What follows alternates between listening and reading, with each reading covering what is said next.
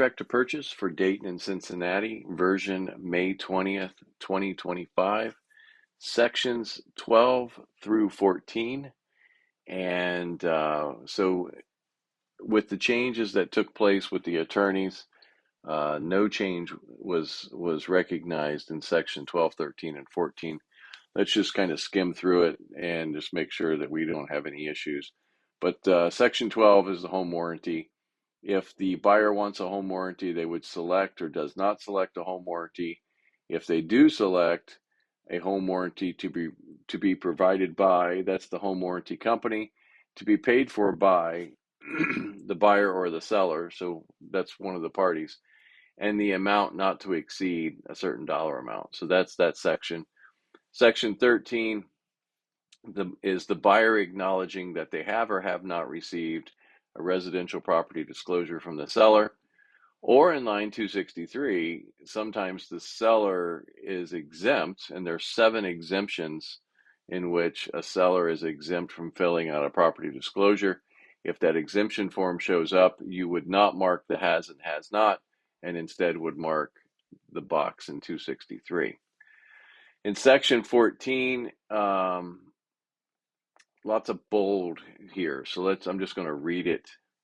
And as we go through it, so we're actually going to do, we're going to do sections 12 through 15, actually, not 12 through 14. So under line 265, the buyer acknowledges that the buyer has conducted any and all desired investigations that are relevant to buyer with regard to the municipality, the zoning, the school district, and legal use of the real estate and conditions outside of the boundaries of the real estate, including but not limited to crime statistics, registration of sex offenders, noise levels, i.e. airports, interstates, environmental, availability and requirements and costs for delivery of utilities, local regulation, development, or any other issue of relevance to buyer has been verified that the real estate is suitable for the buyer's intended use.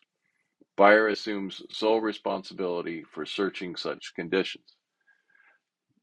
Notwithstanding anything to the contrary, the seller makes no representations or warranties with regards to these conditions and use of real estate. Buyer acknowledges that the buyer has been given the opportunity to conduct research pertaining to any and all of the foregoing prior to execution of the contract.